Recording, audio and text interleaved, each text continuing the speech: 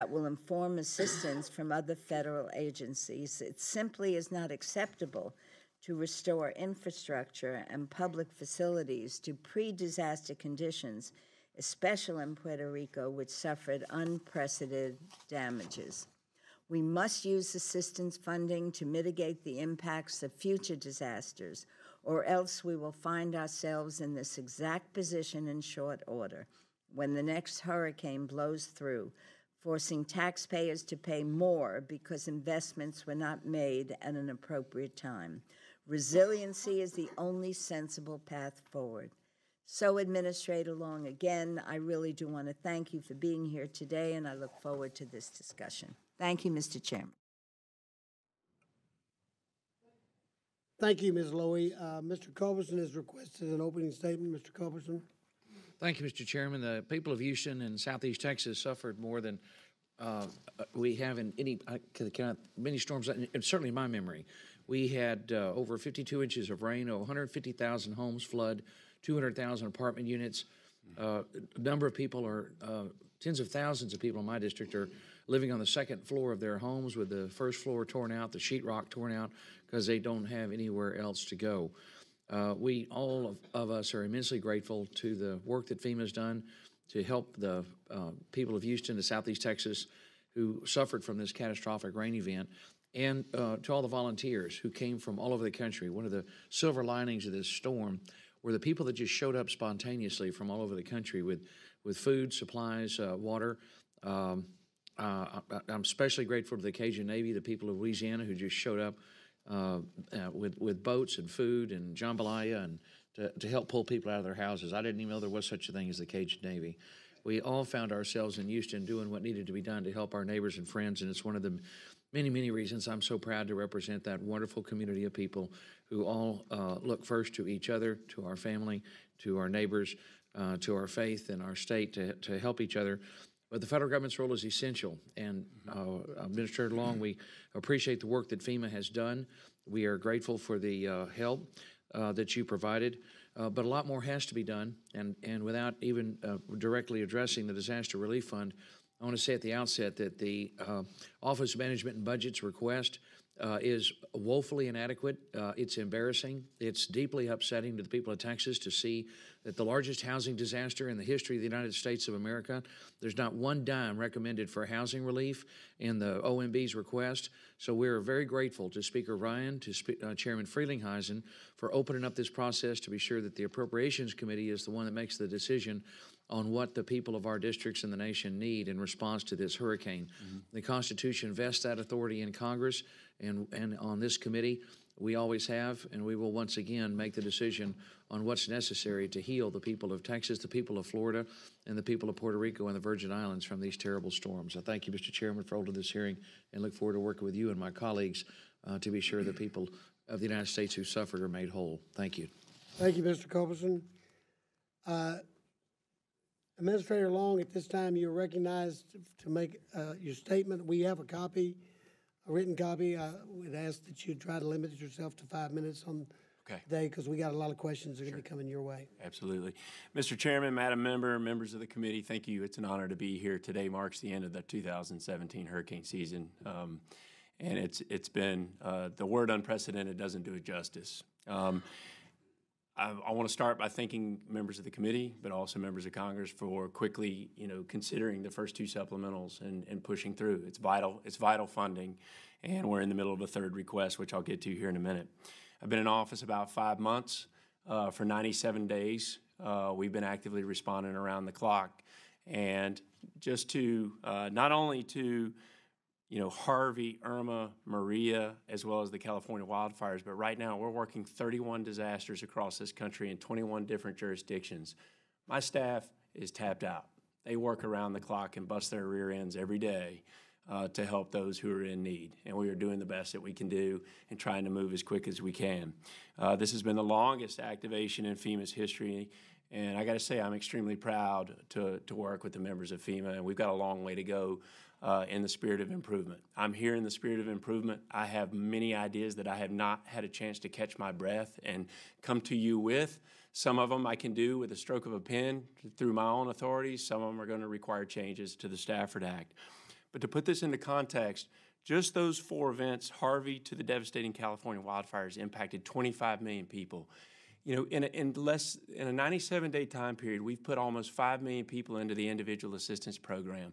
To put that into context, in that short of a time frame, that's greater than Sandy, Katrina, Wilma, and Rita combined, and it's a 10-fold increase over what we did last year for the entire fiscal year. And while these statistics, I could go on where we've put 80,000 people in hotels in just Texas for Harvey alone, I could go on with those, statistics. The nation needs to stop, take a deep breath, and figure out how we collectively become more resilient. Not just FEMA, but it is the whole community, sir. As you mentioned, how do we better utilize the whole community from the Cajun Navy all the way to the Federal Emergency Management Agency? And I didn't come up here to do the status quo. I'm ready to change the face of emergency management and the way that we tackle resiliency in this nation. And it's going to require your help as well. To date, we've received, since August 25th, we've received roughly $42 billion when you include not only the DRF funding, but the NFIP debt forgiveness as well as community disaster loan funding. And now we're asking for $23.5 billion. This is a tremendous amount of money. Protecting the taxpayer dollars is of utmost importance, as well as saving lives. I get it. And this third supplemental, we're asking for some special provisions that I need the Congress to consider. We need outcome-based planning, recovery planning, when we enter to these disasters. We're asking for Puerto Rico to have an integrated recovery plan with clear outcomes so that we're not just throwing money at recovery. We have an outcome in mind going into this. The next thing is that I'm also asking for additional authorities, particularly around Puerto Rico. The Stafford Act allows me to rebuild communities to a pre-disaster standard, which would not be prudent in this situation. We are facing massive amounts of deferred maintenance in the infrastructure and antiquated infrastructure. The average age of the power plants is 44 years old. If you look at it globally, what the average age of a power plant is, it's typically 18 years old, as I understand it. So when FEMA comes into this situation, I will need additional authorities to be able to put back Puerto Rico in a resilient or prudent manner based on so that we're not here again having this same committee hearing about not only Maria, but the real question for me is, it is time to question what is FEMA's role in disaster response and recovery? What can we adequately handle as an agency versus what the real roles and responsibility of the whole community should be, from state to local governments? And let's hit the reset button, and let's carve out what every level of government and the whole community should be responsible for.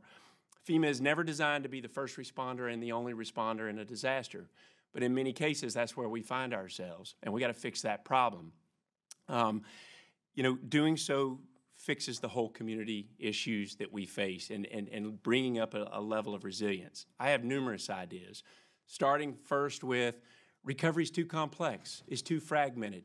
Funding comes from too many different federal agencies down to the local and state level, and it's too difficult to understand what you're entitled to, how to use this funding in concert with one another, and it leads to de-obligations, confusion, and more frustration on your part, the citizens' part, and the disaster survivors' part.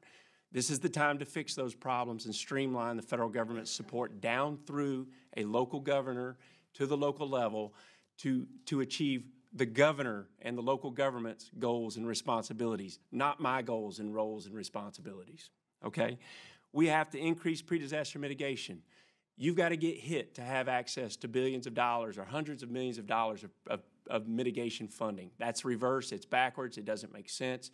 We need to move 404 section money out of the Stafford Act to the Blue Sky Day upfront place where people can plan out mitigation strategies rather than having to get hit and then figure out how to do mitigation. It's a regressive formula. It needs to be changed.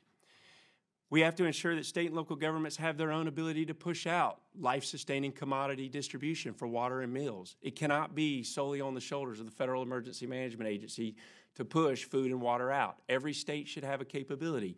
Large cities should have their own capability. Our support should be designed to backfill that community, not supplant it fully. We have to make sure that we find low to no cost ways to truly implement a true culture of preparedness within our citizenry. We don't have it. And it's time to hit the reset button on how we become more resilient, not only at the citizen level, because citizens are the true first responder. They are the true first responder in an active shooter event, and they are when a tornado hits or when a flood occurs.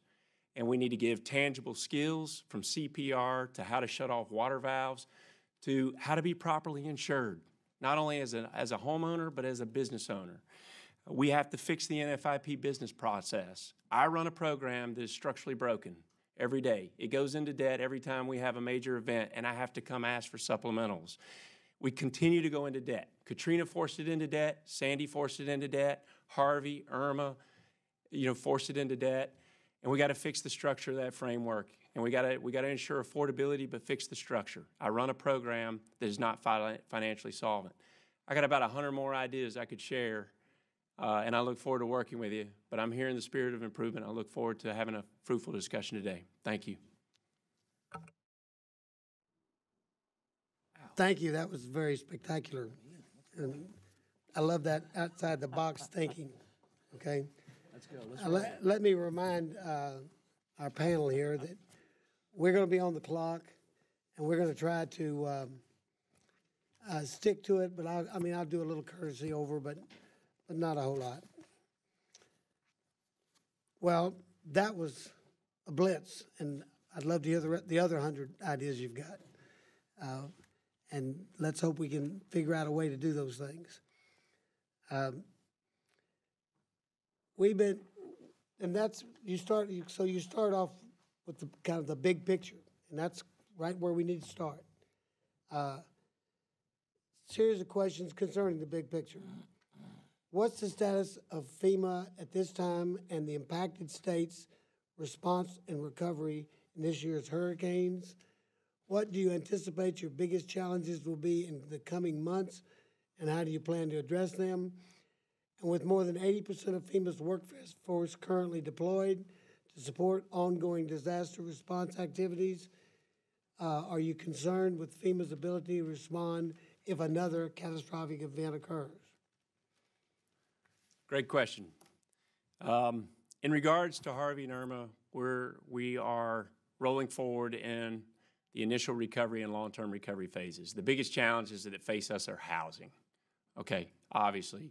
Congressman, you hit the nail on the head. There aren't enough manufactured home and travel trailers, and in some cases hotels to service, and we're never going to be able to move fast enough to put people back in their homes.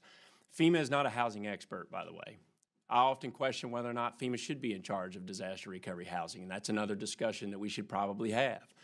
But the bottom line is it's on my plate. I recognize it. We work with it every day. Housing is tremendously different, not just from Texas, but the California wildfires, which is one of the most disturbing events I've ever been a part of in my career based on the urban nature of those wildland fires. The housing mission is tremendously different there because there's nothing to rebuild. It's been burned completely down versus where we have to go into Harvey and we have to understand what can be rebuilt versus where we need to bring in manufactured homes or how we transition people out of hotels to other options.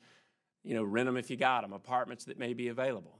And so this is the biggest issue that we face. In Puerto Rico, obviously it's the power.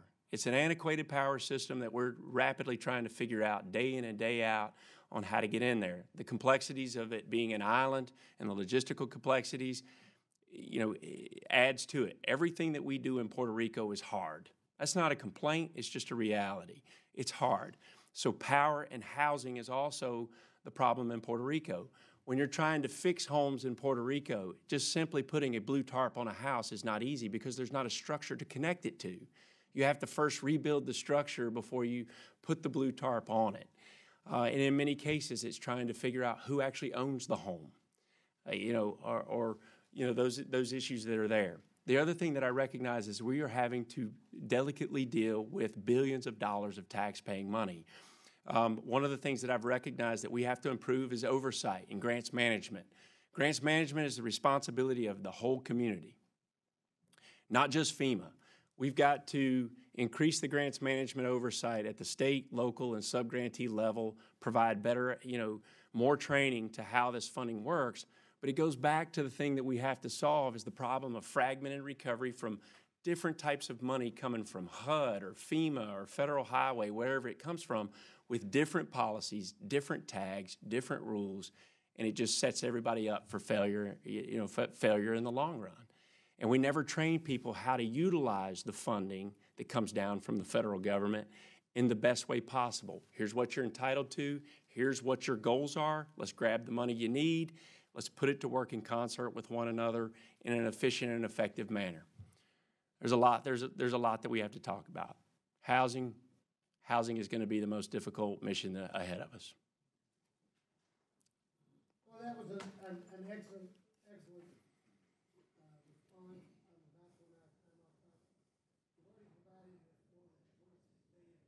To respond to this year's historic disaster activity. In my understanding, the $23.5 billion requested in the supplemental addresses all disaster requirements for Hurricanes Harvey and Irma, but only FY18 costs for Hurricane Maria. Why does this request only include funding in 18 for Puerto Rico and the Virgin Islands? And do you plan to submit another supplemental in addition to support these disasters? That's another excellent question. Because we're performing our due diligence. It's hard to project what the true cost is going to be after FY18. As we transition to recovery, and while we're asking Puerto Rico to have an integrated outcome-based plan for their recovery effort, it helps us to project what we need. We also, as we get into recovery, based on what a governor may ask for, the different programs that are made available, when they turn those on, we look at trends, we look at the programs that are on, and we deliberately go in and try to estimate out. I think if we go beyond 2018, I don't think that the estimates I could provide you would be remotely accurate based on the work, and that's why we've decided to stay there. Thank you.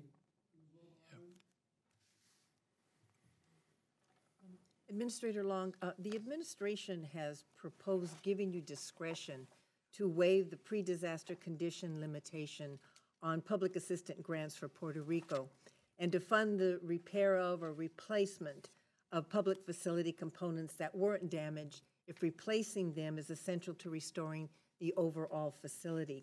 Can you talk a little bit more about why this authority is needed in the case of Puerto Rico? Do you expect that it will help speed up recovery efforts?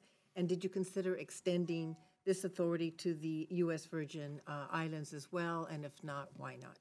Yep. So in regards to Puerto Rico, I'm concerned that I don't have the authority to implement recovery in a manner that's needed. Because where FEMA gets in trouble is when we start fixing issues that were not damaged as a result of the actual disaster. So if you take the roadway system inside Puerto Rico, there are plenty of deferred maintenance issues where the roadway system was not maintained. There were damages that were there before the storm. And in some cases, as a result of the storm passing through, the damages are exponentially increased because of a lack of maintenance.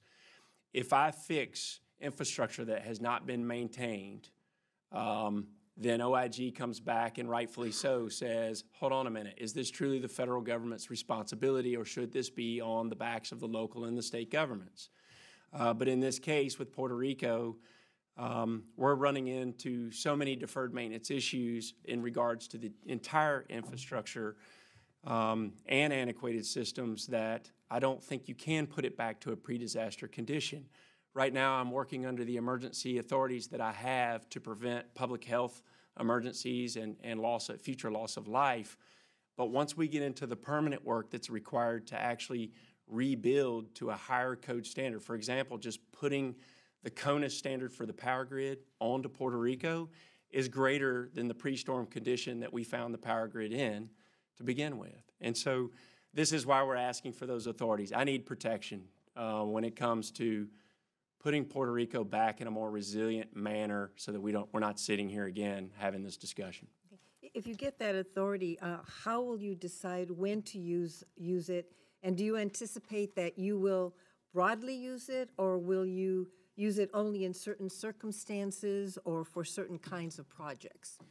So right now we don't have a full understanding, as we're still in the response phase of Puerto Rico. But we know as we get into what's called permanent work, or the different categories 3C through G, like fixing the public infrastructure, we know that we're going to run into it. We're already in the emergency work trying to get into areas of the power grid where you're having to do debris removal and brush removal because of overgrowth, and that's deferred maintenance, which delays the recovery time. We know we're going to see it. We're anticipating it going into FY18 into the permanent work issues of recovery. Okay. And under this authority or other existing authorities, will FEMA be able to fully fund the federal share of a more modern, efficient, and resilient type of electrical generation and grid system for Puerto Rico?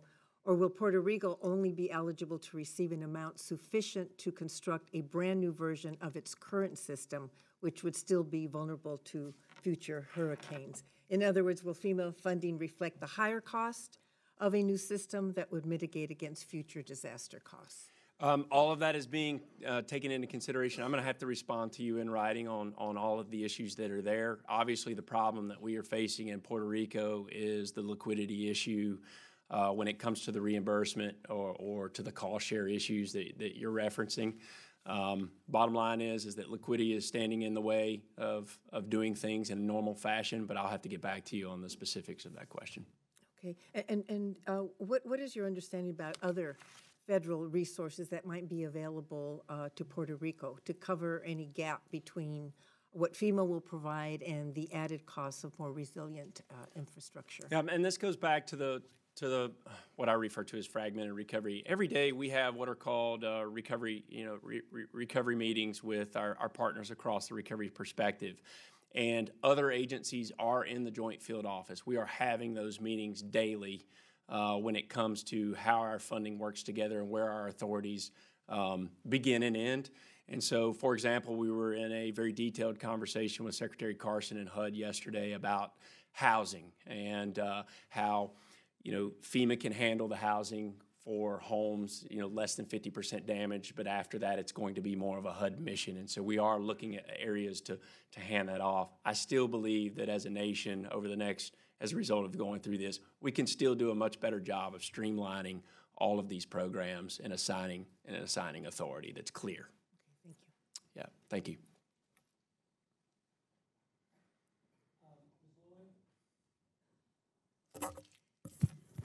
Thank you, Mr. Chairman, for holding this hearing. And after hearing from Mr. Brock, I just want to say that I will sleep better tonight. I am so impressed. Thank you. And it seems to me you're handling this just right. And the only question I have before I get to my questions, when you're talking about rebuilding to standards and whether it's homes or the electric grid or the highways or the roads. I was there with the speaker not too long ago. I do hope if we ever get this budget process going, we'll be able to give you a number that will provide for adequate funding to do this, because I understand, as you're saying, you have to combine your efforts with HUD and other agencies. But knowing you're there will help me sleep better tonight. So I thank you very much for your presentation. Oh, thank you. So, first question. Congress authorized the Alternative Procedures Pilot Program as part of the Sandy Recovery Improvement Act to test a more efficient approach to awarding public assistance grants. So I'd like to know from you, how has the Alternative Procedures Program worked with regard to Superstorm Sandy recovery efforts? Do you anticipate that Puerto Rico will choose this approach? And if so, do you anticipate any changes in how the program will work for Puerto Rico? Right. Ma'am, that's an excellent question. Thank you. And what I believe you're referring to is Section 428 of the Stafford Act. For large-scale events, it makes sense to go the 428 route. Now, a governor has to basically elect to go that route. Governor Rosa has proactively done so for Puerto Rico. And the reason that it's an advantage for us is just merely going back to the roadway system. If there are thousands of problems within the roadway system, which there are in Puerto Rico, instead of having to generate thousands of project worksheets to fix those problems, and those project worksheets can be reversioned for many years, and there seems to be no end, the 428 program, as the governor so proactively agreed to, forces us to be outcome-based, and we can write one project worksheet for the entire roadway grid. Now, where we've got to do a better job in helping the city of New York or other communities is they obviously have some concerns of when we do the cost estimate up front at the beginning of the 428 program, did we accurately estimate how much it was going to cost? And that, that alone sometimes is frightening for a community, and I understand it, to make sure that they've hit the nail on the head. But as far as the efficiency goes, the 428 program truly is, in my opinion, the way that we need to go forward and continue to improve it. So following up on that, what is the process for how FEMA and Puerto Rico find agreement on the cost estimates for the hurricane damage? I know you're in the process of evaluating this. How long will that process take? Because I'm hoping that the current supplemental, which is inadequate, can reflect some of your recommendations. I don't want to put you on the spot, but I think it's important that we have a good idea, an accurate idea. Sure. And you know what? This process never moves as quickly as citizens want it to move, because we have to be very careful with not only the inspections that are required, the technical expertise. For example, I don't know much about rebuilding a roadway system. I rely on USDOT, Puerto Rican transportation authorities and different things about, what needs to work and what doesn't. So it's a comprehensive process that can't be done in a vacuum, that requires many, many members to come in to tackle the situation and produce an accurate estimate. If you would like the details, I'd be happy to provide you several examples, that we're already going through in Puerto Rico to make sure that we try to nail this up front. So following up, I'd like to really better understand how the alternative procedures approach can potentially help Puerto Rico with its resiliency efforts. How will Puerto Rico use other federal agencies to supplement what it receives through FEMA for improved infrastructure and facilities that can better withstand extreme weather events? Right. So the 428 pilot program does allow for some improvements to become more resilient, not just putting back things, the pre-disaster condition, only to have them knocked out again. We can provide you some details on that as well. But it also is more incentive-based, that if they come in underneath the actual estimate, once the project's complete under the estimate, there are incentives for them to do so when it comes to retaining some of that funding. Mr. Chairman, did I use up all my time already? Are we flexible today or no? Well, we'll give you a little bit more time, but you already passed right now. Well, I'll hold the rest of my questions. Well, we're fixing to get Culbertson here in a minute, and it's really going to be hard to hold him to that. Thank you. Then maybe I'll take back a couple of minutes. You get it. Thank you. All right, Mr. Culbertson. Thank you, Mr. Chairman. I have to say, Administrator Brock, your testimony is truly one of the most encouraging, and really it's marvelous to hear your commitment to help the people of the United States, but also your very clear understanding of the genius of the United States, that our greatest strength as a nation is relying on the good hearts and the good sense and those great core values that every American holds in their hearts to look after each other. Because you're right, the very best first responders are Americans themselves, looking after their families and their neighbors and their friends and the local communities. And I'm just thrilled to hear what you've said. Frankly, I want to make sure I get a picture with you, and we're going to put your testimony out on my website and get it out to all the people of Houston and Texas. I mean, it's just superb. You're exactly right. In your willingness to be creative and innovative, I'd encourage you to ask your staff to go through all the statutes that you're responsible for administering, all the programs that you're responsible for, and ask them, where do you have flexibility? Where has the Congress vested you with discretion and authority to make decisions on your own? Sure. For example, one thing that's you've got authority to do, and you have done repeatedly, which we appreciate, is extending the deadlines because of the scale of the disaster in Texas. I know you'll. It's just unheard of what we have faced, and you've been very accommodating in extending those deadlines. Another area you've got discretion in that I hope you'll exercise is we in Houston, all of the major synagogues in Houston flooded. Beth Yeshurun was completely destroyed. This was immediately prior to the High Holy Days, and the number of churches were flooded. But you've got the discretion to allow FEMA disaster assistance funding to go to reimburse or help defray the cost of rebuilding a religious institution. I encourage you to go ahead and do so. That would help a great deal, because Beth Yeshurun was completely destroyed and is trying to raise the money to rebuild. Is that something you'd be interested in and able to do? Yeah, actually, that's a great question, because there's a little bit of a misunderstanding about the houses of worship. They are eligible for public assistance reimbursement if they provide a critical service to the community. And so that's what we're working through. We're under litigation right now, so I have to be careful about what I put forward. But yeah, you know, I think that we have to relook at all 501c3 compliant, you know, nonprofit organizations that are active in disaster as well, and the eligibility requirements around that. And we're actively doing that. You're under an injunction to prevent you from doing so?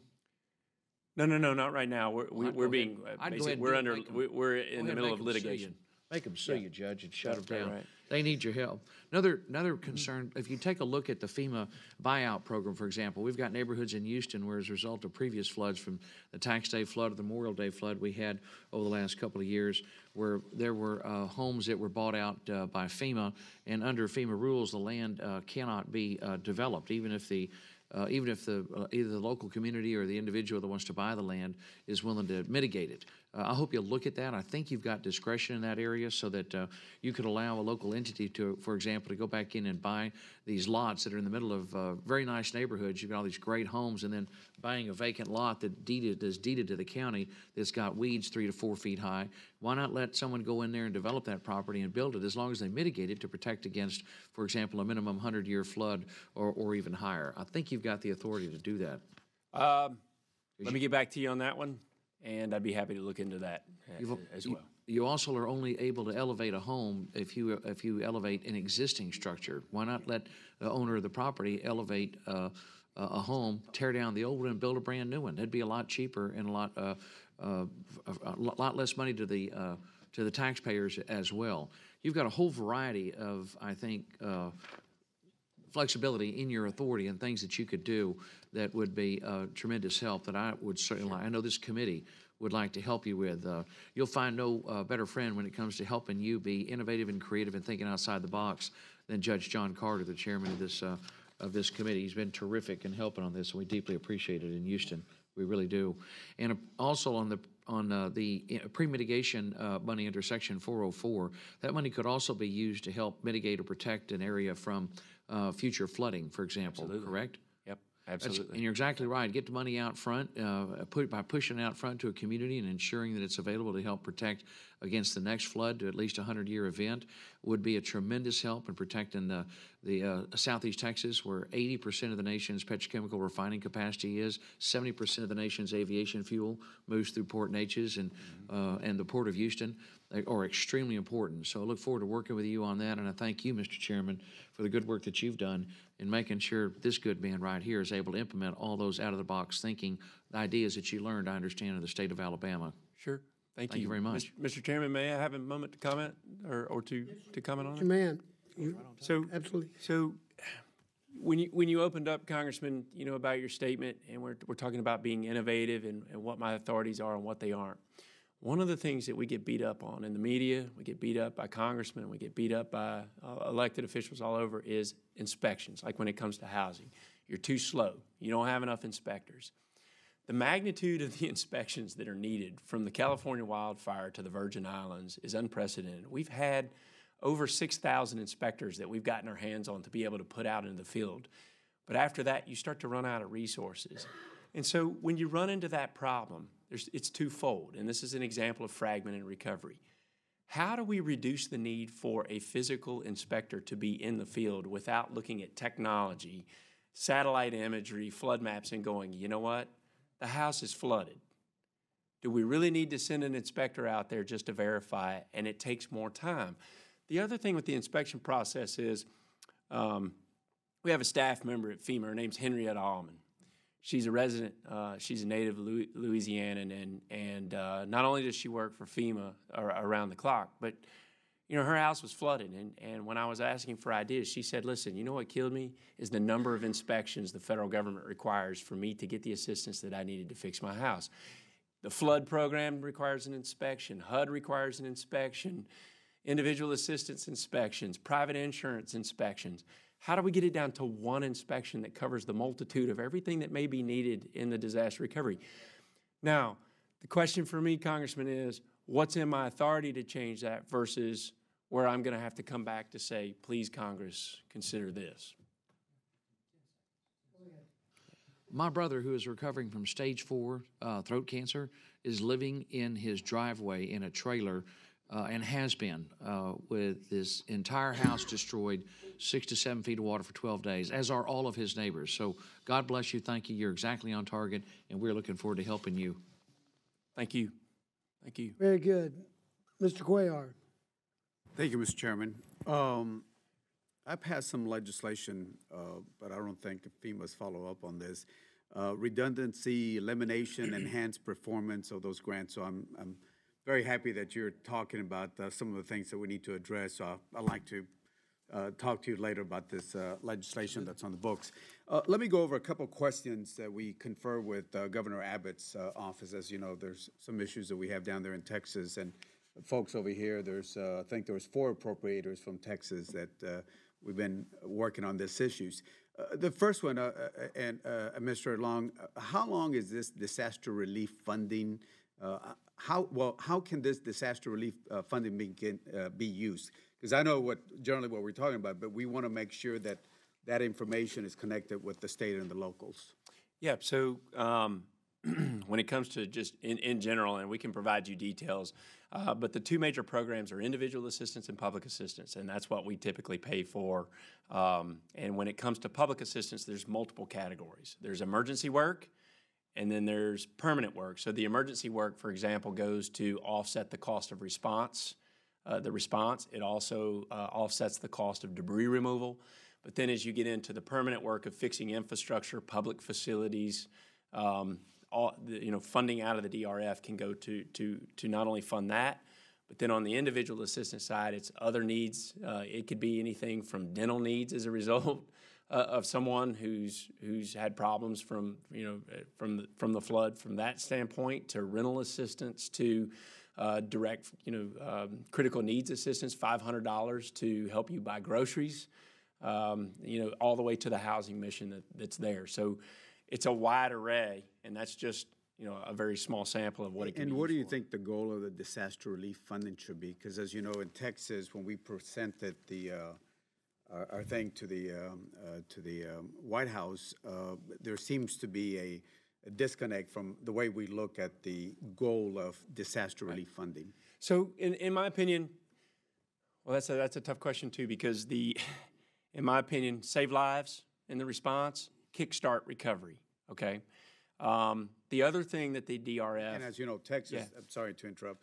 Texas would say, well, how do we prevent some of these issues in the future? And that's where we're having a little disagreement. Yep. Okay.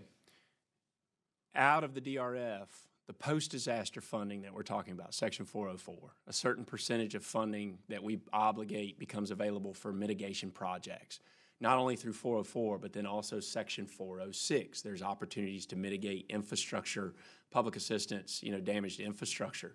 So they can actually utilize funding. Access becomes available to that funding after the disaster to do mitigation.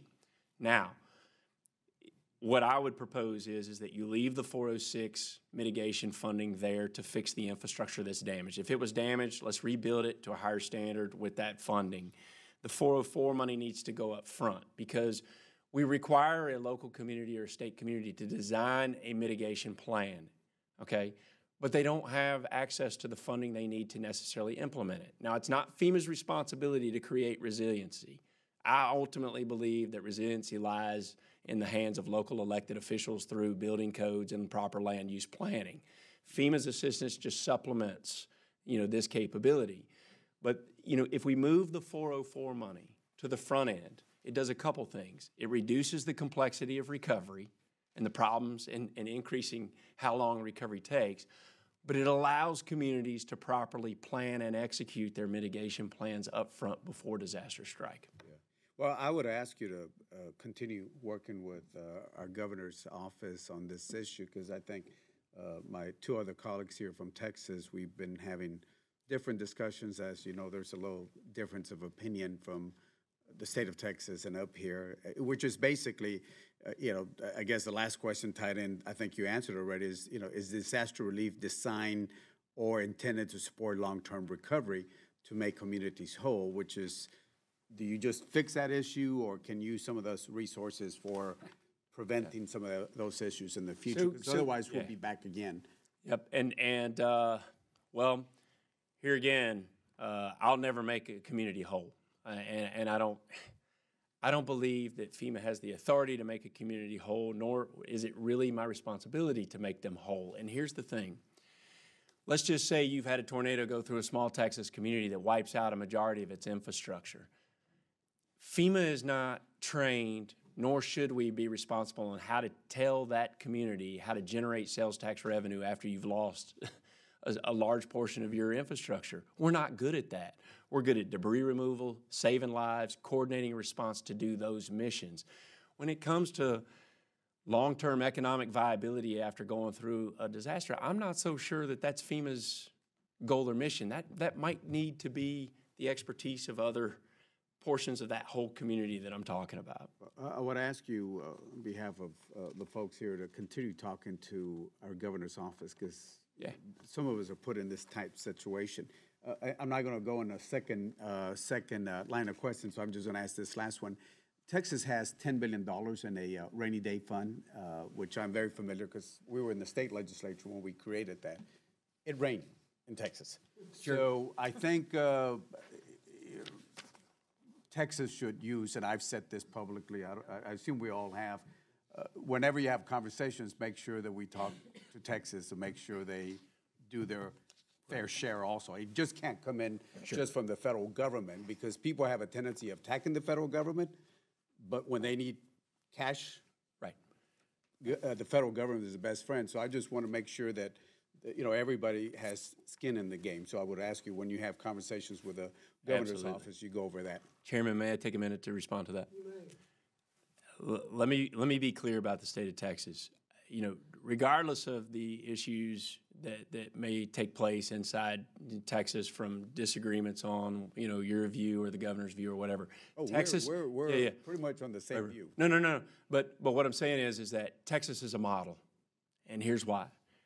Because they're owning their disaster recovery. They are owning the recovery housing mission, and they're asking FEMA to support it. We've got to get all 50 states to start owning the recovery process. I don't know how to fix your state better than you do, okay? And my role should be one of a counselor of saying, here's what you're entitled to, and here's what you're going to need to achieve those goals.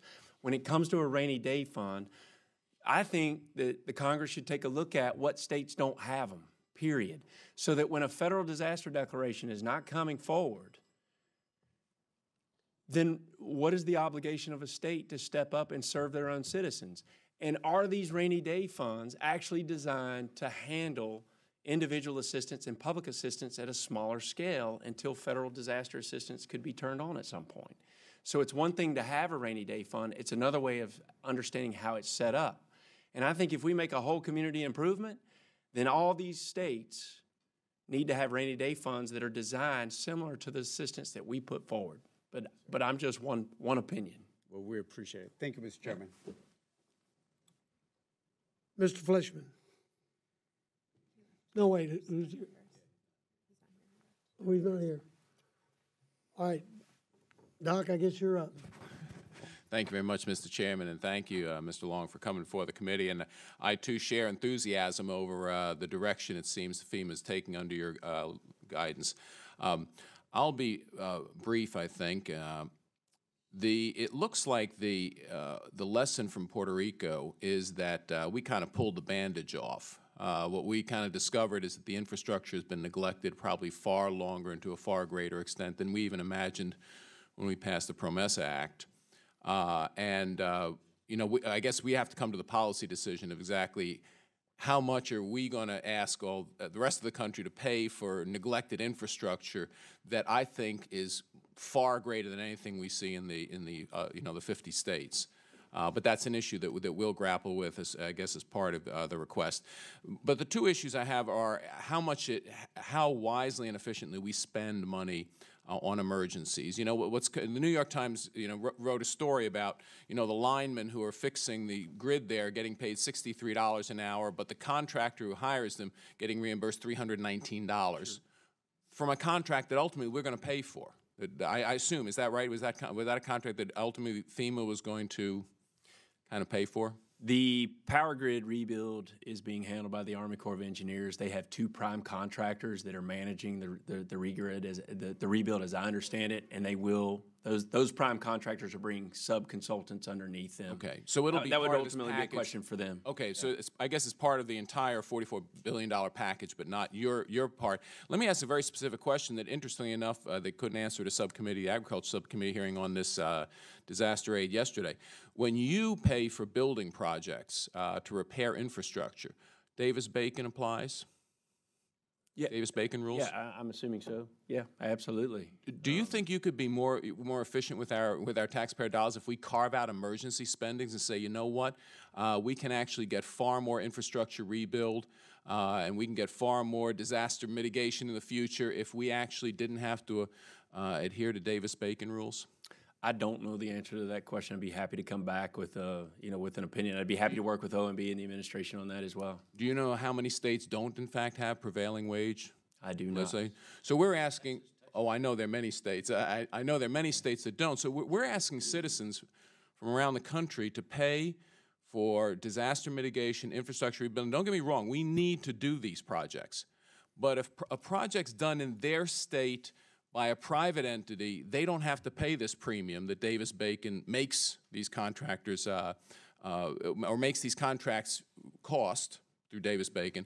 But we're going to ask them to pay for repairs in other jurisdictions. For instance, in a state like Texas, if a private entity repairs their building, they're not subject to Davis-Bacon. But if FEMA comes in and pays for it, so if I get your answer right, if FEMA comes in to rebuild that same building, that same infrastructure, they have to ascribe to Davis-Bacon rules.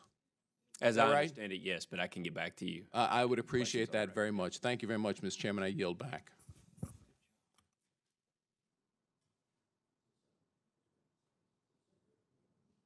Oh, I'm sorry, Mr. Price. You're looking at me, but I'm not paying attention. All right, thank you. Welcome, Mr. Administrator. I'm proud to note that you are born and reared in North Carolina and have done very well in including this latest assignment. And we congratulate you on your appointment and on the way you're handling a very, very full plate. Most notably 3 hurricanes and disastrous wildfires here in your early months of service. Let me ask you about the White House's approach to this, the disaster supplemental request, which included the following sentence. The administration believes it's prudent to offset new spending. In order to offset increases to the new emergency spending we're requesting, the Congress should also consider designating offsets from the base appropriations as an emergency. Director Mulvaney then provided a supposedly helpful menu of options for cuts that totaled $59 billion, a menu of poison pills, you might say, things like Pell Grants, animal and plant health inspection, highway construction, quite a list. Supposedly helpful as we try to meet this urgent request. Ironically, this request came one day after House Republicans, with the backing of the president, passed a package where the tax cuts exceeded the offsets by $1.5 trillion, which clearly would balloon our national debt. So I'm not going to ask you to comment on OMB's approach to this, but I do want to confirm with you that every dollar of the $23.5 billion in federal funding for the Disaster Relief Fund does qualify under the law as emergency spending and thus requires no offset. I'm not asking what the administration's proposed. I'm simply asking the simple question, does this request qualify as emergency spending? Yeah, I mean, to my knowledge, I would say yes. The answer is yes. All right. Let me move on to how we might approach the housing needs, which you have stressed, others have stressed. We do have a vehicle for housing support, which has been utilized in other situations, and that would be the Disaster Housing Assistance Program, which FEMA and HUD enter into these agreements. They enter into after disasters. They did after Hurricane Katrina. We've seen a number of these agreements. As I understand it, there has not been such an agreement entered into, though, with respect to the current disasters. What could you tell us about that? Would a DHAP program be helpful in this situation? Is it appropriate in this situation? Have you discussed the possibility of such an approach with Texas, Florida, Puerto Rico, the Virgin Islands, the affected jurisdictions? Sure, absolutely. So here again, each one of the housing missions is incredibly unique. A one-size-fits-all solution is not going to work. What works for Texas is not going to work for California. It's not going to work for Puerto Rico. We're in daily conversations with HUD, and HUD is, for example, on Puerto Rico, and we're having discussions about where FEMA housing assistance begins and ends versus where HUD, picks up. And so that discussion was occurring ongoing as of yesterday as well, and will continue. And I will be meeting with HUD as I go back to Puerto Rico on Sunday and Monday of next week. When it comes to housing, I think there's a lot of room for improvement when it comes to who's totally responsible for disaster housing and how we implement this down. Now, I will say this. You want to talk about cost. The estimates are all over the place, but, we've run some analysis where just to bring one manufactured home into a community costs the taxpayer $202,000. Cradle to grave. Think about it. I have to buy it. I have to haul it. I have to install it. I have to make sure that it's secure. I have to watch over it for 18 months, sometimes maybe more. Then I have to dispose of it. So how do we get more, how do we do things better? Manufactured housing is always going to have to be an option on the table because in some areas, particularly rural areas, there are no other options such as a multitude of hotels. But what we did in Texas, which I would ask you guys to take a look at, was something truly innovative. Instead of bringing in a manufactured home, if your house was less than 50% damaged, but yet you sustained more than $17,000 worth of damage, then we're trying to change the world by granting the money down through the General Land Office to the local governments and Council of Governments to do $60,000 worth of permanent construction to the household. $60,000 worth, to the household to get people back in their homes. It's not going to move. It moves at a swift glacial pace if you've lost your house. But to the taxpaying, public, we got to find better solutions for housing across the board. Bringing in travel trailers, whether it's FEMA assistance or DHAP programs, we got a lot of work. A lot of work. It's not a fun program to put forward. It's truly necessary, but there's a lot of money that can be saved and a lot more efficiencies that could be put in place. Well, I appreciate your perspective on that. The DHAP program in particular has been utilized. Mm-hmm. However, it has been utilized commonly, and it is not being utilized at this moment. So you understand where I'm coming from as to whether this is a vehicle or a tool that perhaps we should consider in this instance. Sure. Thank you. So if you'll get back, we'll get back to you, sir. I appreciate that. Yeah.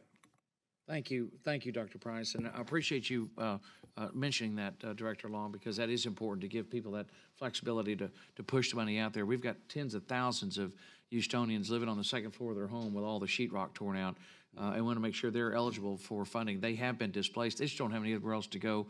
Right. And by the way, my brother bought that trailer. He put it in the driveway. He always wanted one, but he wanted an RV, but not this way. Right. Dan, thank you. Mr. Newhouse, thank you. Thank you, Acting Chairman Culberson. Chairman Carter, Ranking Member Rebel Allard, thanks for having this hearing. Welcome, Mr. Administrator. I appreciate your being with us today, reporting on Puerto Rico. I want to join my colleagues in expressing certainly love to hear some of the things that you said. You didn't come to preserve the status quo, and you would like to work on change, and your words about resiliency are very good. In the spirit of improvement, that's We like to hear those kinds of things, and we look forward to working with you on all of that. So glad to hear that there's progress being made in Puerto Rico. I've been on a couple of hearings learning about some of the what's happening. Lots of work yet to do, but we're making some good progress. I wanted to focus, as you continue your work there, I want to make sure that we're focusing on rural areas just as much as urban areas. And I'll use some of my own experience as an example.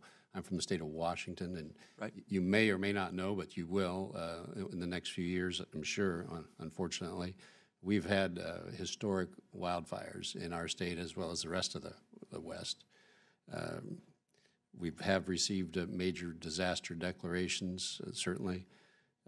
In my state, over the last couple of years, we burned cumulatively, I think, over 2 million acres. Something like 400 homes have been consumed. FEMA denied any individual assistance for these disasters. And so what we've found in states like mine, where we have large population centers and large rural areas, that for some reason the current formula as it comes to determining disaster aid leaves us out. And so, the words concentration come up in conversations with officials from FEMA. And so I guess my question relates to how, looking at how these determinations are made, any formula changes that FEMA may be considering, how we can work with you to consider some of these changes to make them more workable, more clearly define those formulas, so that, at least in my opinion, that urban and rural are treated equitably. Sure. Congressman, you raise a very sensitive issue that I'm very familiar with, having been the state director of Alabama's emergency management agency. The nature of many of those counties are very rural. Sure. And whether it's a wildfire or a tornado, in some cases the most rural communities can truly sustain a lot of damage that doesn't necessarily meet the public assistance numeric indicators, and there are tremendous amounts of individual assistance needs that are there. But because the rural nature versus the state, numeric indicators that are there, they are, in some cases, somewhat penalized. Now, we have to find a balance, and I'd be happy to work with you. The Sandy Recovery Improvement Act, reset the thresholds or the considerations for the individual assistance. Is it perfect? That's up for debate and discussion. But I do have a question.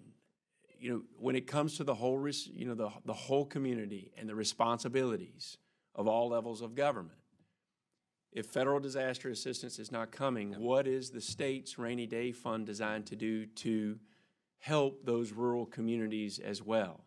Because we see this, a majority of the disasters and emergencies that occur nationwide, FEMA's not involved in. I mean, there are hundreds of disasters that FEMA doesn't come to assistance in. And what I'm afraid of is does that increase, what's on my plate from the standpoint of trying to work a much smaller level of disaster approval when it comes to individual assistance or public assistance. And it puts us in a tough spot. Look, I didn't get into emergency management not to help people. I have the spirit to want to help people. That's why I am where I am. But at some point, we got to figure out what the true capability of each state and local government should be to work with their own citizens. I would not disagree with that. In fact, I would agree that it should be a concerted effort to work together, all agencies, sure, local, state, and federal. And but it seems to me we're not quite to the place we need to be in all those levels. Probably. Sure, so, sure. But appreciate that and understand the sensitivity or the wisdom it's going to take to find that balance. And sure. Look forward to working with you on that. And I look forward to working with you, sir. Good. Yeah, absolutely. Thank you. Thank you. Mr. Chairman, I'll yield back. Thank you. Mr. Ruppelsberger. Administrator Long, this is your day. You've received compliments from both sides of the aisle, and I think they're well-deserved. I think, unfortunately, sometimes in the government, whether federal, state, and local, we have too many political appointments who don't have expertise or have the ability to manage. And, looking at your resume, other than the fact you didn't come from Maryland, you came from North Carolina, and you worked in Alabama. That's okay. I like my Southerners. But I really appreciate your straightforward, your ability to look at problems and to solve them. And I think that's an important issue. I was a former county executive, Baltimore County, but close to 800,000 people, a lot of waterfront in that area. And during my tenure, we had a lot of issues in waterfront properties. And I agree with you on the issue of that local government has to change their zoning laws and their ability to rebuild so that they can be protected. And I think that happened in Florida after some of the storms, that they withstood a lot of these storms because you can't rebuild and have it come over and over. So I really think that's important. I agree with you focusing on that issue. It's extremely important. What I want to get into, because a lot of times they're not protected. I know the chairman likes them a lot, but I want to get into the Coast Guard. The Coast Guard, it's probably going to be more of a statement, but I do want to ask you a question. The Coast Guard, for their tremendous hurricane response, they rescued more than 11,500 Americans in the last 3 months. Per the commandment, the branch is facing a $914 million shortfall to attend to a backlog of ship and aircraft maintenance and repairs for hangars and other facilities damaged by storms. With that being said, the request in front of us turns its back on the coasties, only offering $500 million less than the Admiral's request. The Coast Guard's always doing more with less. I didn't realize that until I came to Congress, that they were the stepchild probably of the Army, Navy, Air Force, and Marines. And the good news, I think they're Homeland Security where they need to be, and now they're getting acknowledged for what they do. They consistently get the job done, and a lot of times taken for granted. And for this reason, we rarely increase their funding. It's something that the better they do, and they do it with less, and then what's the reward? They keep getting less, and less. And sooner or later, that's going to backfire. Now, what the president has requested that this cut be done. I know that you don't have authority there, but I understand that it comes through you. It comes through probably OMB to you, and then you delegate that or you pay that out. And if we don't take care of the Coast Guard, they're not going to be able to produce like they have. Mm-hmm. What can you do, if anything, recommendation to make sure that they request close to the request that they ask for? The other thing, and the elephant in the room every time, is sequestration. And it's up to Republicans and Democrats in a bipartisan way to do away with this terrible law that makes us weaker militarily, domestically, and whatever we do.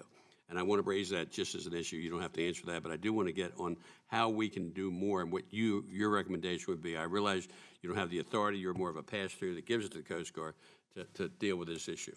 Yep. Because you need them and we need them. Yeah. So by and large, we always mission assign for large events the Army Corps the U.S. Coast Guard to be able to do the life-saving mission, and they provide tremendous capabilities. I have the deepest respect for the members of the Coast Guard. In regards to your specific question about, I'm a Coast Guard advocate. Based on what I've seen. I would be happy to go back to the Department of Homeland Security and the administration to address, the issues or understand them. But I don't want to speak for the Commandant and the Coast Guard directly here, if that's okay. Isn't my understanding it comes... We mission assign them, and through the Disaster Relief Fund, we can provide reimbursement for, the usage of their equipment and the disaster costs. As far as fixing equipment, I don't believe we have the authority to do that. Okay. You're back. Thank you. I believe it's back to me. And we've had a series of really good questions on both sides, and I very appreciate the questions. My colleague, Ken Calvert, a former Cardinal, or a current Cardinal, and a friend of all of us on this committee, wanted me to ask this question. California requests an increase to the 75-25 cost share for debris removal related to the fires in Santa Rosa. The state requested the waiver on October the 8th and has not received a response. Could you tell us what the status of this request is, and do you foresee any issue with this request that would prevent it from being approved? I'll have to come back to you on the exact status or where it is in the queue. It's probably under consideration right now, so I'd be happy to come back and work with you, sir, on that. Well, you know that they do have the ability to have a waiver up to 90%. I do, yes, sir. Well, that's I'd like to speak to you more generally about the process for determining the federal cost share for FEMA public assistance. I understand this is largely formula-driven, but that FEMA also makes assessments on a disaster-by-disaster basis to determine when it is appropriate and necessary to increase the federal cost share of a disaster. How does FEMA work with the affected areas to ensure that cost share are determined fairly and accurately? And what other factors does FEMA consider outside of the per capita cost of the disaster? Mr. Chairman, this is another area where Congress needs to look at the whole concept of the numeric indicators that we use in general. So typically what we look at is it's a formula of, I think it's at $1.43 per person based on the state population, which determines whether or not we believe federal disaster assistance should be made available or public assistance should be made available to a state after a disaster, okay? And uninsured losses, right? You know, for 10 years, that numeric indicator did not change according to inflation. And honestly, if it had, that numeric indicator today would be $2.27 per person, which would shock the system and be a tremendous amount of money that state and local governments would be responsible for. I often question whether or not the numeric indicator actually measures a state and local's capability to handle disasters in its entirety, but that's just the way business has been done since 1986. It is time to take a look at that entire formula and how we determine assistance. Now, when it comes from being 75-25 to 90-10 or even up to 100%, PCMRA laid out a formula, a numeric indicator. PCMRA laid out a formula that we typically follow to go to 90-10, 90-10% cost share. And so that's what we're following currently. I'm going to shift gears to something you and I talked about on the phone. Okay. The state of Texas has taken the lead in the housing mission for survivors of Hurricane Harvey, which, as I understand, is the first time a state has assumed this role. While I'm confident that Texas is well equipped to handle such a task, implementing a new process while responding to a disaster of this magnitude inevitably comes with problems. Can you tell me about how this process has been working? Have you seen any efficiencies within with the state in the lead role? How is FEMA making sure the need of disaster survivors are addressed and that no requests slip through the cracks under this new process? Yeah, well, first of all, Governor Abbott made a very bold and courageous decision to lead it. And not only lead it, but to be innovative in the way that we try to address the housing issues. You know, for example, hundreds of thousands of homes have been impacted. There aren't enough trailers, and in some cases hotels, you know, to be able to service this one disaster, much less Irma and everything else. So what's being done right now is that FEMA is basically traditionally running the housing mission as we normally would on behalf of the state, but we're in the transition point of making sure that the General Land Office has its feet underneath them to be able to administer the grant dollars down to run all aspects of the housing program. I'm not going to allow the state of Texas to fail. Will it move quickly? Housing never does because of the sheer complexities that we often run into when it comes to the different types of damages that people have seen, whether their house is totally destroyed or can be repaired or what it requires. But we are working every day. I was in Texas 2 weeks ago, right before the Thanksgiving holiday, you know, making sure we met with George P. Bush as well as Governor Abbott on a transition and making sure that this becomes a successful program, and that because they were willing to bite off this, that we're going to be with them every step of the way. We're not going to hand this off and then back out. I'm not going to allow my staff to do that. So we will be with them through the completion of this housing mission. Well, I have a lot of confidence in the Land Office, and I think they'll do you a really good job, and I'm glad y'all are partnering up on this. I think anytime you try a new concept, I think it's thinking outside the box, which government should do more of and doesn't do very well. So I congratulate you on doing that. This next question is one that I know that Farenthold has been talking to Ms. Granger about. So I'm asking this on behalf of them.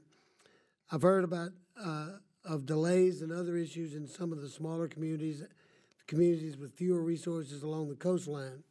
What is FEMA doing to ensure these communities get the assistance they need to successfully access federal funding available to them? And I'm talking. This is really the lower coast down towards Corpus Christi, the Rockport, Port Aransas, all that devastated area.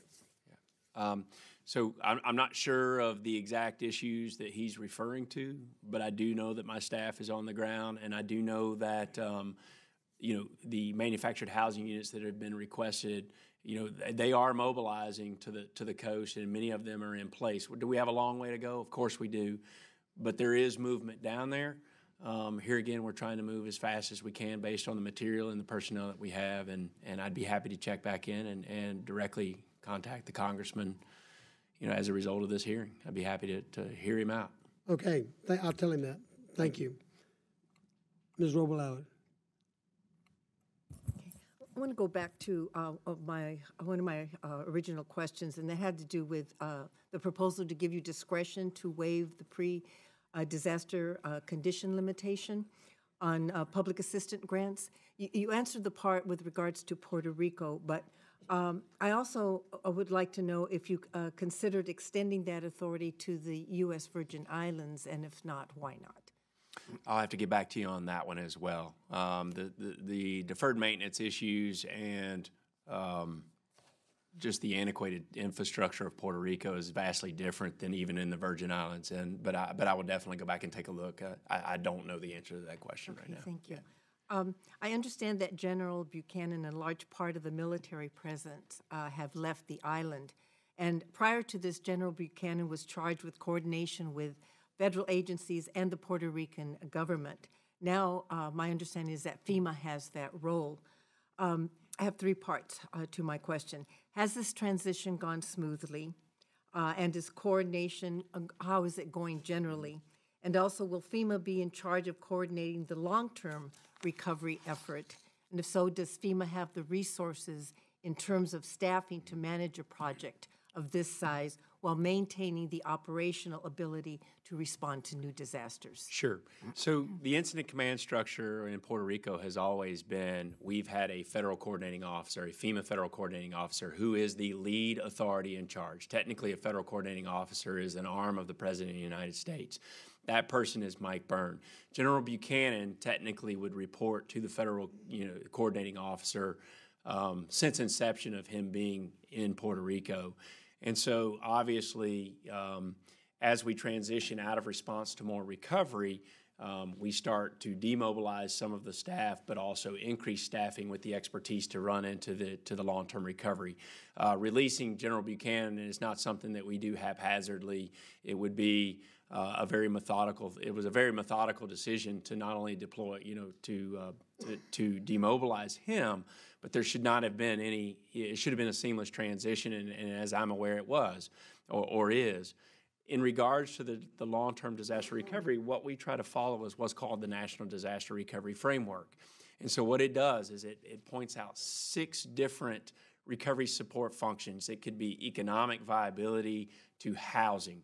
And so the goal of that is to, and we've already been working with our federal government agency partners to make sure that if they are the primary agency in charge of a specific recovery support function, that they are sending staff to Puerto Rico that have the authority to make decisions there on the ground rather than here in Washington, D.C., because I believe that all incident command decisions should be made closest to the event rather than all the way back up here. And that's the framework that we're following, and that's how we're staffing the long-term recovery going forward. Okay. The supplemental request from the administration includes request language that would require Puerto Rico to submit a recovery plan to the President and to Congress. Now, this plan would be developed in consultation with FEMA, the Department of Treasury, and other federal agencies identified in the National Disaster Recovery Framework. It's important that Puerto Rico has ownership of the plan, but they are going to need technical assistance. So in what ways will FEMA and the other federal partners help support the creation of such a plan? And can you explain how this process will work and the importance of the National Disaster Recovery Framework? Right, so here again, we'll use the framework, and if I remember the language correctly in the supplemental, it doesn't just say a Puerto Rico recovery plan. It is a plan that is infused with FEMA and our additional stakeholders, as I recall. So we recognize that this is the first time that Puerto Rico has run through a long-term recovery like this. And so we do not ever want to set up Governor Rosa for failure to say, write your plan, execute it, and we back out. We'll be there for many years to come executing this disaster recovery framework. And the governor knows that. I'll be seeing him next week. I talked to him earlier this week, but I'll be seeing him next week to make sure that I put boots on the ground on a regular basis to say, where are we versus where we need to be and what do you need? But you're right in your statement. The thing that's right is the governor is willing to step up and start owning the long-term recovery, and I think he's beginning to look at this as an opportunity to, rebuild Puerto Rico in a more resilient fashion. Mr. Culberson. Thank you, Mr. Chairman.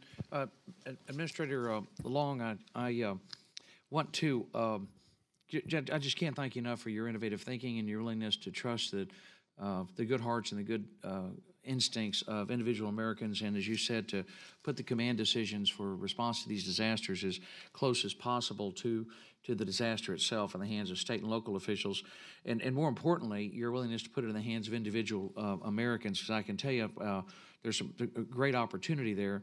The federal disaster mitigation program, for example, today is designed to obviously mitigate future risk of flooding and minimize the cost to the federal government. But to an individual homeowner, for example, and again, one of the bedrocks of the American system is private property rights, because we know nobody's going to take better care of that property than the individual property owner. And I'd encourage you, I'd really like to work this through with you in more detail. Let me bounce this off of you. I've met with a lot of constituents who have come up with a lot of really good ideas to help improve the federal program. And, CDBG, Mr. Chairman, the HUD program, Louis and David, comes at the tail end. That housing money comes way at the tail end of the process. And where folks need the money is up front. And if we would, as you have said, push the money out early and get it in the hands of the individual homeowner right away as quickly as possible to mitigate the damage, to repair the damage to their own home, and to mitigate the flood risk for the future, I think the federal government would save a vast amount of money. Because, for example, today, if a homeowner qualifies for FEMA disaster assistance, the only option available to them is essentially either to raise an existing structure or just participate in a buyout. And then the federal government owns the land. It's actually, in this case, I discovered, David, and the deed is in the hands of the county, Harris County, which makes no sense, because then you've literally I've got neighborhoods with beautiful homes all in a row, and then there's an empty vacant lot with weeds about 5 feet high. And the county owns the property. The homeowners association has to go in there and mow it. It's taken off of the tax rolls, so it's just a burden to to everybody. So what if we change the way this FEMA program works, so that if Dr. Price's home flooded, that you would be able to apply, David, for assistance, and the money would go directly to you up front, and you would have the option to either mitigate the property, because right now you either have to sell it to the federal government or raise an existing structure. But why not limit the amount of money the federal government could give you? You get the money up front, you hire a contractor, decide to either tear down your existing home or build a new structure, but it has to be raised or mitigated so that you're ready for the next flood. Your property stays on the tax rolls. You're going to build a home that suits you and your family, that suits the neighborhood. You're going to save the taxpayers, federal taxpayers, a ton of money, and it's not going to be taken off of the tax rolls of local government. Again, simply by trusting Dr. Price's good heart and his good instincts to take care of his own property and his own neighborhood. You see, that would, I think, if we created a program like that, doesn't that fit with precisely what you're recommending, that we get the money out front? I'm all for innovation, and I think what we would be happy to do is work with you to discuss the pros and cons of the ideas that you're putting forward, and I'm all for bettering any situation and doing more mitigation, because I do believe that mitigation is the key to future resiliency. But we've also got to tackle some systemic problems and myths that we have in this country. Insurance is the first line of defense. And I don't just say that to say it, but those who are insured recover quicker than those that don't when they are hit, right? In California, what was interesting is it's not just a flood insurance problem of having insurance or not, but it's allowing a homeowner to let their insurance lapse. And in some cases, what we saw is that the insurance lapsed, the house was paid off, the insurance lapsed, and you've got a huge portion of the homes that were impacted in California that are uninsured now. And that becomes my problem, my problem to fix through individual assistance, and I can never make them whole. We've got to go back in this culture of preparedness concept that I'm pushing is teach people about insurance, not only of their dwelling, mitigation tactics, but it's not just mitigation tactics, at the home. It's mitigation tactics that are low to no cost tactics for schools, for businesses, and homes, and then offering that money up front. I'm all for offering money up front. Right. It doesn't make sense to have it on low to no cost options. Exactly right. That do the greatest good down the road. And do it up front, low to no cost. And I want to particularly thank one of my constituents, Charles Goforth, who's the president of the Meyerland Homeowners Association, who spent a lot of time working on this. Meyerland is an area that has flooded repeatedly over the years. It's sort of a bowl in Houston, but they are devoted to the neighborhood. They're devoted to keeping a thriving, vibrant neighborhood. It's where a lot of the largest synagogues in the state of Texas are located. If you're an Orthodox, for example, if you're Orthodox, you've got to live within walking distance of your synagogue because you can't drive a car on Saturday. So these folks, I'm telling you, there's no better. I want to thank Charles for these ideas because he's exactly right. If you qualify today for mitigation money from the feds, there's only two options: buy out or raise the existing structure. So let's change the program. I want to work with you and you, Mr. Chairman, in this subcommittee to find a way to get the money out front and in the hands of the homeowner, who's going to do the best job, the quickest, the fastest, and the most effective, saving money for everybody in the process and getting that homeowner made whole in a way that suits them and their family much, much more quickly. I think we're on the right path, and I thank you very much, Mr. Chairman. Mr. Price. Thank you, Mr. Chairman. Let me turn to a troubling aspect of of most disasters that we've had in recent years, and that is reports of individuals being increasingly vulnerable to sexual assaults during the chaos of the disaster and directly afterwards. And part of the problem seems to be overcrowded and understaffed shelters that put people at greater risk of domestic violence and sexual assault. It was reported that 1/3 of the sexual assaults that occurred during Hurricanes Katrina and Rita took place at emergency shelters. So I'm wondering what account FEMA might have taken of this. It'd be practical, for example, for FEMA shelters to have safety plans and processes in place to respond to sexual assaults, for individual shelters to have educational information available detailing emergency domestic violence and sexual assault services in the area. So I have a couple of questions. One is, are you aware of whether this pattern has continued during this most recent spate of disasters? Has there been the same kind of problem reported, sexual assaults occurring in this immediate post-disaster period? Does FEMA track such assaults? Is there anything being done to prevent this behavior from taking place in shelters? Sure. And then secondly, what about the pre-existing domestic violence shelters that are damaged? As of October 1st, we have reports that 23 domestic violence shelters have been significantly damaged, 19 have been moderately damaged. Of course, they need to be either repaired or rebuilt.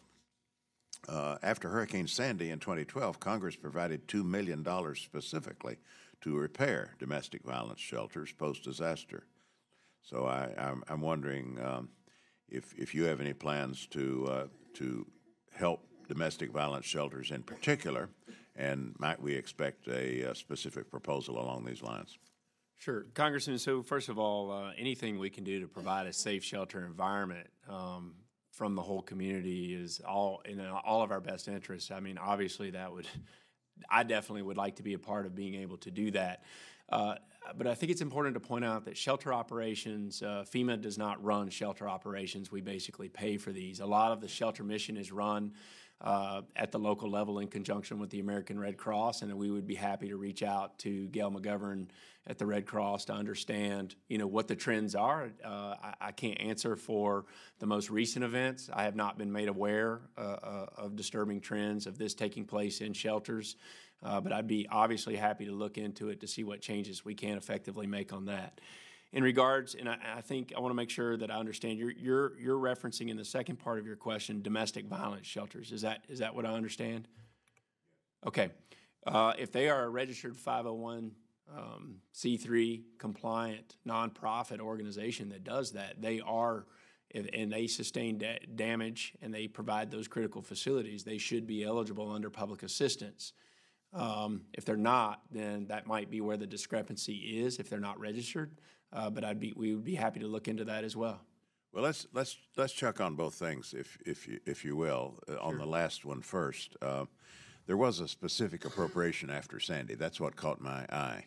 Okay. So I'm not sure why that was deemed necessary, but it certainly was helpful. Okay. And it may or may not be indicated in our present situation. And then as regards the reporting, we do have earlier reporting on Katrina and Rita and the level of assaults that followed those disasters, and so somebody somewhere should be monitoring this. And I understand you have shared responsibility, but there too, I'd appreciate you getting back to the committee as to what kind of monitoring you or anybody else is doing, and what the indications are as to the level of this problem with these current disasters.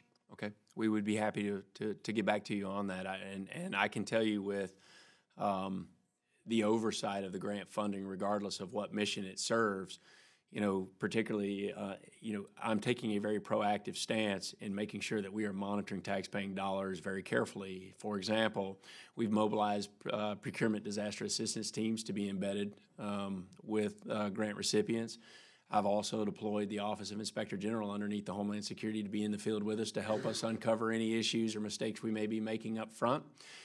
We also provide quarterly reports, and we have public assistance managers embedded with people who receive our funds. So I'm trying to put a multi-layered approach down to make sure that we're expending funding according to rules and regulations and policies as much as I can. But I'm always open to improvement. And here again, I believe that any of the money management that comes down from the federal government is the responsibility of not only FEMA, but the whole community. And we have a lot of training to do, and to also set the expectations at the state and local level, or the sub-grantee recipients, whether it's a nonprofit or a government entity. Thank you. Thank you, Mr. Chairman. Yeah. Thank you. Thank you, Mr. Price. We're not going to do another round, but I think Ms. Robel-Allard has another question, and I'm going to yield to her right now. One quick question with regards to California. On October 10th, the President issued a major disaster declaration for areas of Northern California that were ravaged by the wildfires. And this came on the heels of several fire management assistance declarations for California in the preceding days. The supplemental request does not specifically address western wildfires. So my question is there sufficient funding in the Disaster Relief Fund to provide all the eligible aid to individuals and communities? And what is FEMA assuming for the overall cost of the fires in terms of the Disaster Relief Fund? Sure. Excellent question. So with California, as I said earlier, one of the most disturbing events I've ever seen, and the sensitivities around that and the deaths that were there, it's something that we have to look into. In regards to the cost and our appropriations and the ask, if you look at some of the numbers, if I look through, for Maria, we've obligated about $7.2 billion. For Harvey, we've obligated about $4.6 billion to this point. For the California wildfires, it's $1.1 billion. It's something that we're taking into account for the normal disaster relief fund appropriation through the BCA and the formula that's set up. If we can't get through, if we need additional funding, we obviously would come back for a fourth supplemental after the FY18 year or before if needed. But right now, we think we can absorb the cost based on the trends that we're seeing of California in the appropriation for the normal appropriation route of the DRF. Okay. And Mr. Chairman, if I may, I just want to say that I'm equally encouraged and excited about your testimony and your response to the questions that this committee has had, and really look forward to working with you and the committee to make FEMA more efficient and more effective in terms of our response to these disasters. So thank you for being here. Thank you, Madam. And I'm going to have one more kind of off-the-wall question I want to ask you or discuss with you. When this all happened and it was all over the newspapers that there's no power in Puerto Rico, I happened to be having a meeting in my office with people from the power business that on a totally different matter. Okay. And so I asked him, I said, hey, why don't you guys, be good citizens like in Houston, pack up your gear and go over and fix that, at least to where they get some power. And their response to me, which I think you've been saying indirectly, is it's the most antiquated system maybe in existence, definitely in North America. States, yeah. And we don't even have parts to fix a lot of what they've got there. And the real world is, if we went over there to do it, we'd have to rewire the whole island. So I'm sure that there are plenty of media interviews of me before Maria hit saying, prepare for the power to be off for many months. And we knew that before Maria hit. The governor of Puerto Rico knew it, and it's unfortunate. It doesn't alleviate this pain and suffering. We are moving as fast as we can, but the problem that we have is that because it's an island, you can only shove so many. You're trying to shove food and water in.